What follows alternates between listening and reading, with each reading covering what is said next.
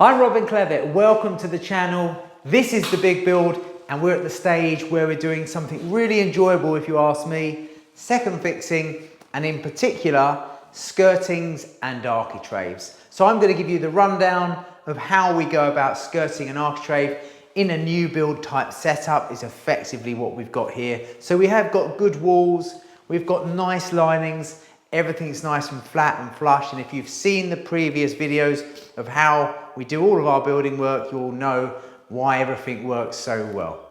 Anyway, a couple of things that we like to do when we're doing skirtings and architraves. The first of all, we're nice and clean and tidy, and the decorating has been brought up to a stage which will enable us to go around, bond and carefully fix all of our skirtings and architraves on, and then the decorator will come along, just do his fine filling of any fixings and cork the top edge, and then he can paint everything. So it's a really nice way of going about stuff. Also, we have a finished floor through this room here, which means that we have temporary protection on it, but our finished floor is in and done, so our skirting board can cover, and it's a floating floor. That means that it will allow for the adjustment or the movement underneath. So if you do your skirting first, you then got to put a cover bead round, and I don't particularly like that personally.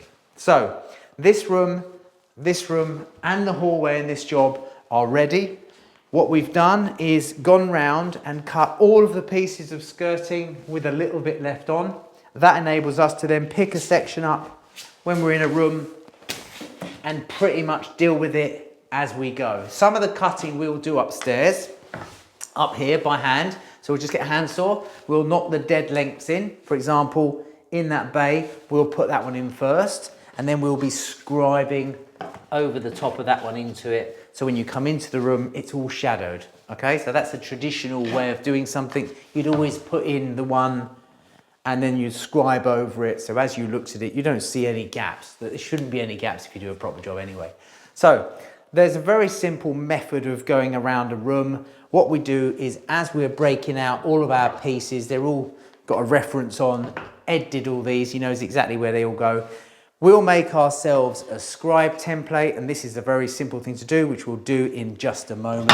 But before then, there's a little bit of prep that we need to do. Now, when the plasterers are plastering, they're skimming down, and just by the fact that they come to there, they tend to push out a little bit.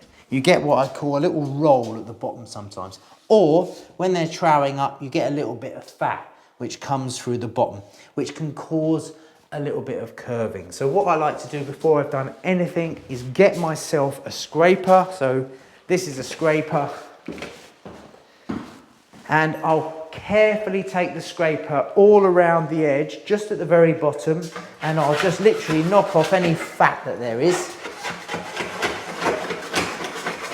That's the first job.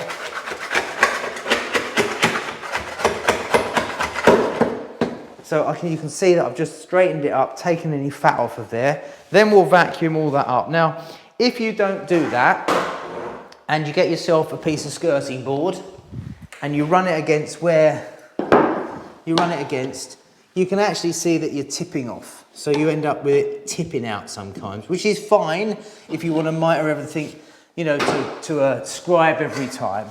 So it's much better to just get this, knock all the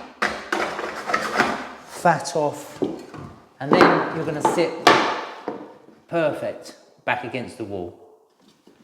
So we'll go around doing that, we'll vacuum it all up, and then we're ready to go. We tend to use MDF skirting and architrave so much now. We used to use softwood when I was a lot younger. Softwood is fine, but it's not reliable, it shrinks. You have to generally prime it all round, seal it all in. If you don't, you put the heating on and it will shrink, everything will shrink back, and you go around having to redecorate. It's also super expensive compared to a factory produced MDF. Now MDF skirting and architrave, like everything, comes in different qualities and types. I'm using one which I particularly like, where they mold it. The molding is still really nice and flat. It's not furred up too much. It's been primed in the factory and it's pretty much ready to go. This is by Skirting World. Skirting World are a reliable outfit. They're a company that basically processes all the orders online, delivers it very swiftly in their own trucks. and I particularly like using that product. So we're using a sort of lamb's tongue. It's a really nice detail. The skirting and the architrave are the same. Obviously the margin is slightly different. And this is basically the setup. That's the skirting will run back into the architrave just like standard. So once we've done the architraves, it's at that stage we go around and put the skirtings on because we come out of the architrave. That's a fairly straightforward job too. In carpentry and joinery, when we're doing any kind of moulding, skirting, it could be a dado rail, picture rail. When we get to an internal corner, we do a scribe. So a scribe is a really nice, simple joint. It's not a mitre. They're exclusively for corners or externals. The first thing you do to make a scribe is make up a template. I always use a template on site because it speeds the process up. How do you make a template? Take a section of material and you want to cut a mitre on one end. Okay, so we're going to cut a mitre on one end.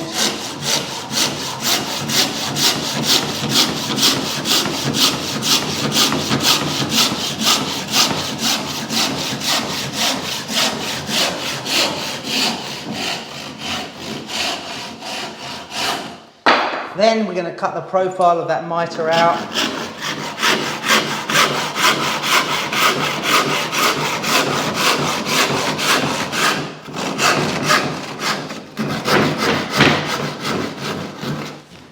Like so. We'll take off this piece here.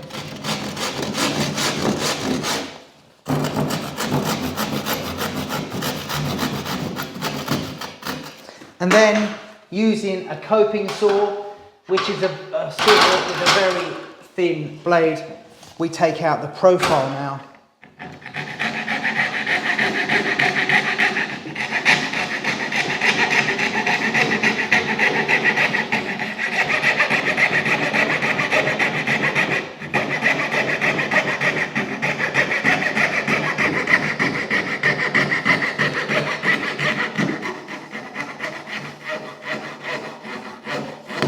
And that gives us our scribe. So how that works is this. You'd scribe by sliding in the template into the corner, marking round it with your pencil,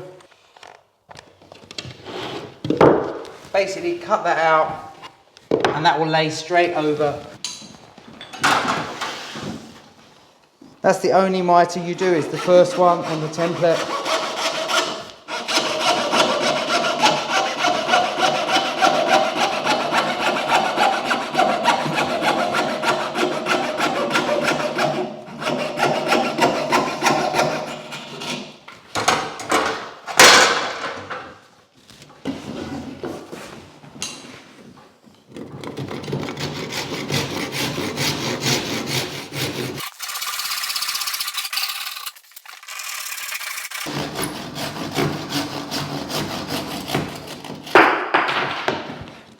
Then you have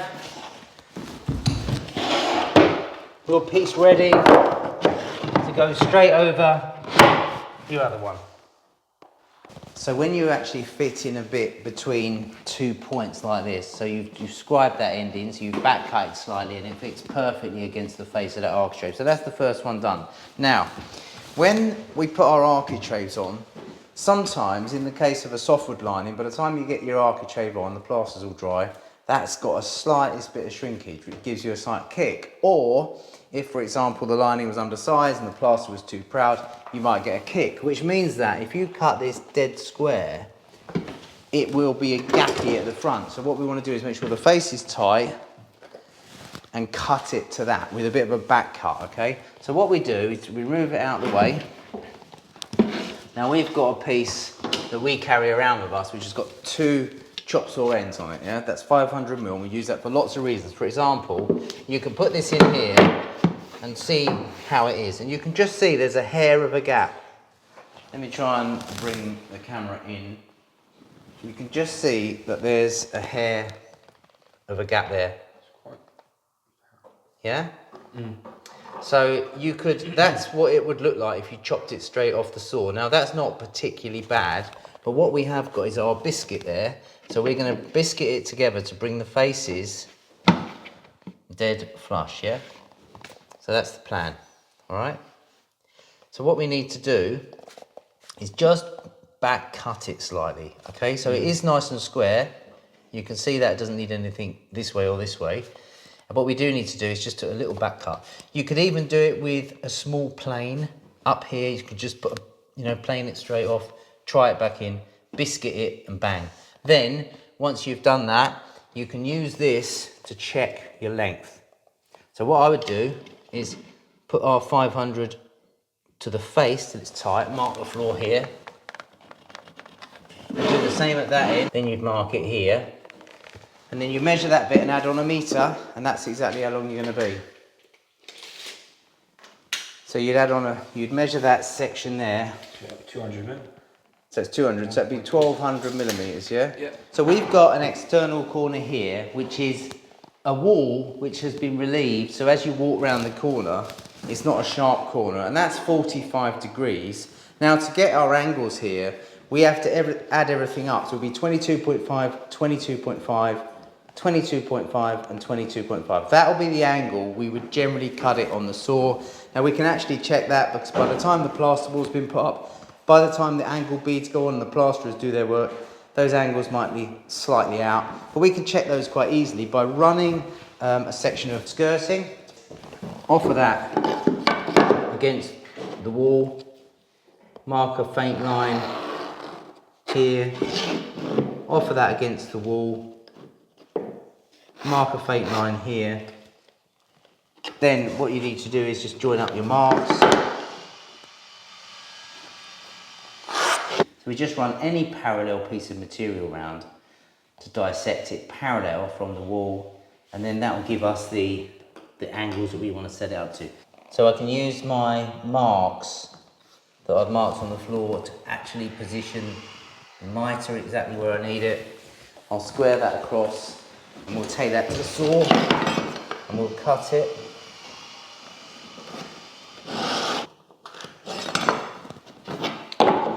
So you can see that's the overall length that wants to be there.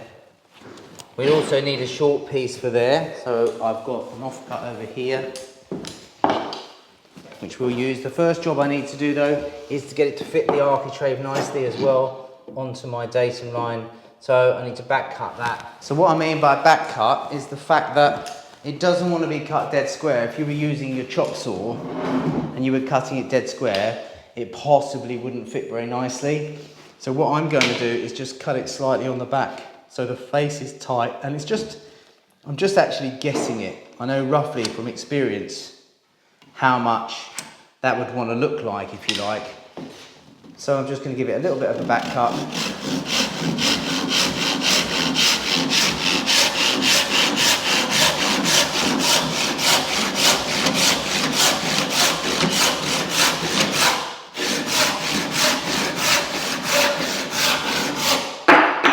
I'm going to pop a biscuit joint on it as well, because we've got our architrave done. There's a small biscuit jointer. I'm going to pop a biscuit joint in the end of here.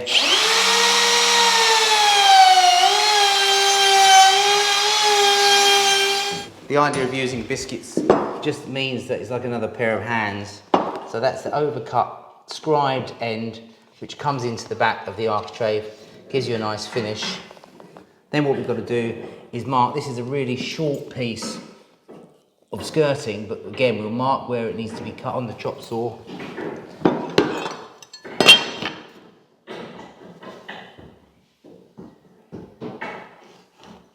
Put a little reference underneath to note, just so you don't forget which way it's going to be cut. You know we're going to take off this piece. We've also got our long length, which has been prescribed. We've prescribed it. We're going to pop that in. We're going to offer it on. Keep it pushed up nice and hard. And again, I'm going to mark our mark here, which is getting us around the face. Square that one up too. And then we've got all the pieces we need to go and cut. So that's coming off. Now I'll take all these bits down, cut them, bring them back up, glue them together and set it all back in. So I'm going to bring this round to the preset of 22.5 here. I'm just going to cut myself a couple of pieces of architrave offcut to 22.5. I'm going to cut them off quickly.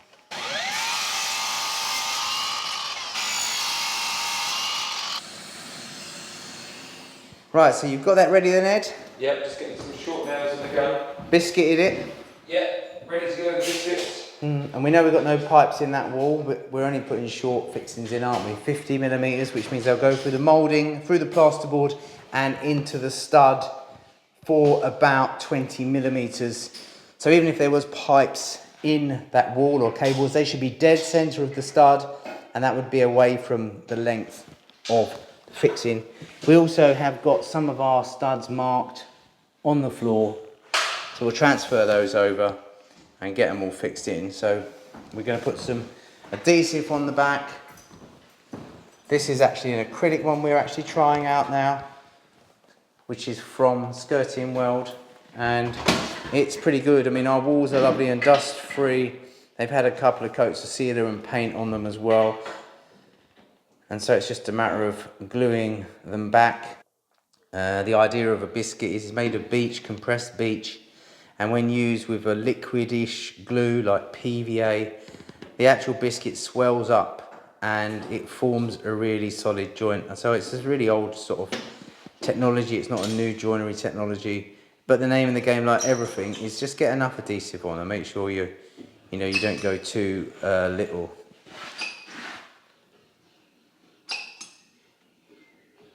So we're just putting our acrylic bonding adhesive on.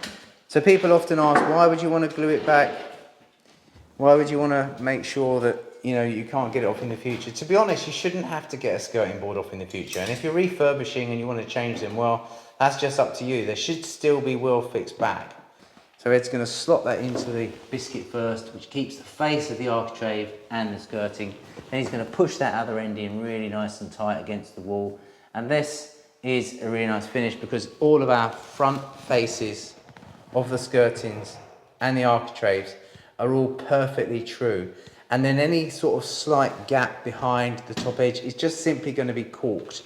So you can see that that's a really nice finish. Now Ed's going to carry on by putting some pins on an angle so it sort of acts like a dovetail through the part of the moulding which can easily be filled and sanded,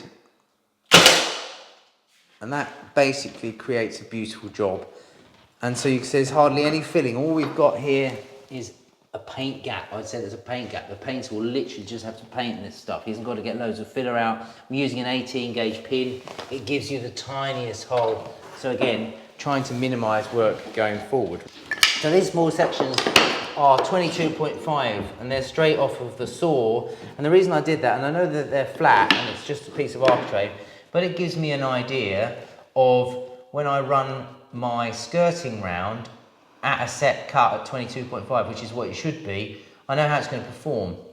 So you can see that that's fairly good, it's fairly acceptable. We'll just try it on the other short piece. So we'd be in there, and again, that looks pretty good too, where it comes around. So I'm pretty confident that we could use our saw set at 22.5 to make all of our cuts. This is the small piece that goes in here. So this bit comes from there to there. And then the long section runs from the scribe at the far end all the way, nice and tight, all the way to here. So I'll take those down, cut those on the saw, then we'll bring them up and we'll glue the components together with mitre glue, put a biscuit in with the wood glue, put some acrylic contact adhesive on the back, push it all back in one, and just a few pins to hold it. And that's basically how we get round a corner like that.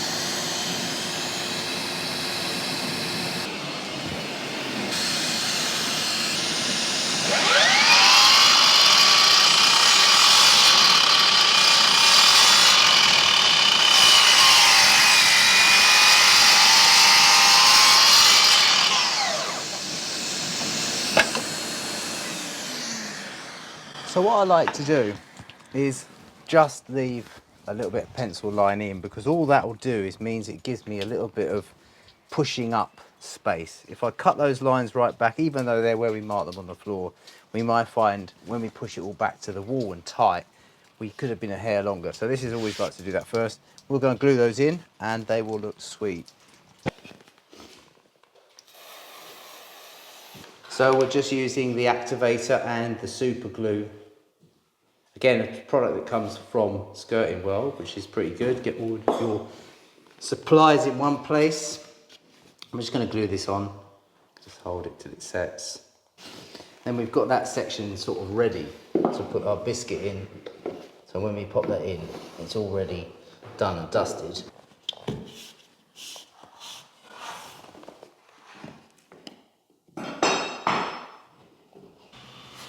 So what I've done is put my adhesive behind, pressed the long length against, pulled it away now, glued the full section in. I'm just going to put the wood glue on the biscuit, push it all back, a few pins to hold it, and that's it. It's a very simple and effective job.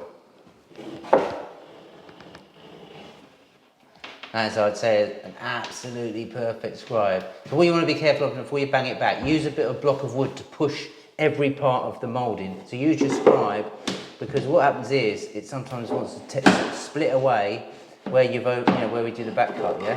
Yep. And then it can't go wrong. All right? Well, that's a really nice tight scribe there. Perfect job.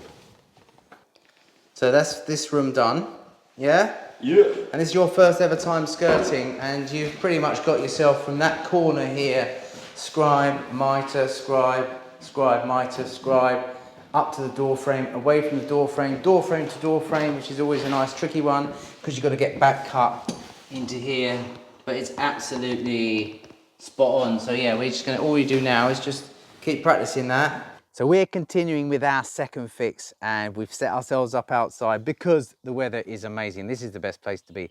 Ed's been pretty much taking the lead downstairs, doing all the skirtings and architraves from what we've been doing upstairs. So Ed's pretty much taken the lead, but it's slightly different down here in the sense of there's a lot of old walls. So we've got the old piggery, which is always a bit fun to work around. Luckily we've got nice new bits here by the bifolds and the back door, but everything else has been a bit more interesting, let's say. So how are you set up out here? So the setup we've got out here, we've got a table saw on the back. So we've been ripping down some plinths in the kitchen and doing all sorts. And then we've got the mitre saw set up for the cuts on the skirting. And then here is kind of like the coping station, assembling station. So I've been doing my scribes here. We've been using the lamello for joining long lengths of skirting. So this is new to us. We've just been lent it and we're giving it a go, seeing what we can do with it and really enjoying it. Actually, it's a brilliant bit of kit. So yeah, we'll have that for a bit longer, see how we find it. Let's have a little look inside at everything you've been doing. Let's have a little walk through, shall we? Yeah. This is the stage we're at now. The kitchen has been put together really nicely. This is a combination of old and new. So everything that you see is blue is new and all the timber stuff is old. So we've put it together in a new fashion, a kind of island style here, and then we're just waiting for the granite to come. It's been templated yesterday. Robin's been busy making a bespoke little wine glass cupboard here, which is very nice. Just used out of end panels, wasn't it? And yeah, plinths. just end panels and plinths, yeah.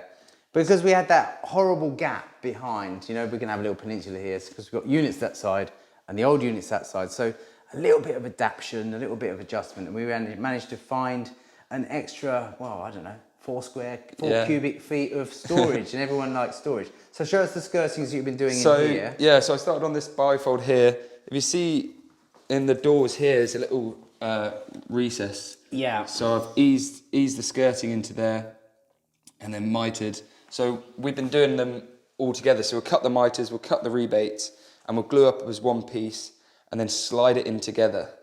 That's the way you taught me. So yeah, it's a much nicer job, isn't it? So basically, like that corner down here, you will have set that whole piece here as one. Yeah. You say you've lipped it behind that nice rebate on the doors. That holds it in there. You've carefully scribed that piece from the newel post to hold in that piece over there. So it also helps it as well. Yeah. So show us where you are doing what you're doing at the moment in the other room. So yeah, now I'm up to the old piggery where it gets a bit more fun and a bit more interesting. Here's the architrave you run here, isn't it? Yeah. Looking pretty good, isn't it? And then That's the tilly room there. and you run all that round there as well.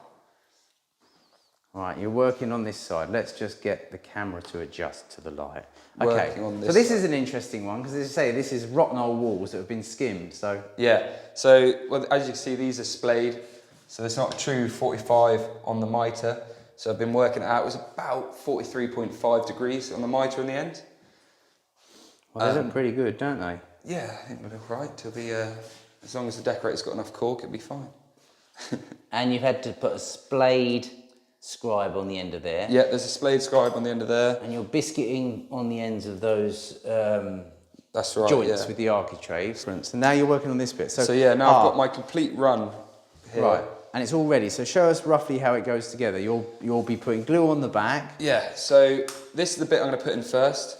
This is the 43.5 degree mitre, which slides into there. Perfect.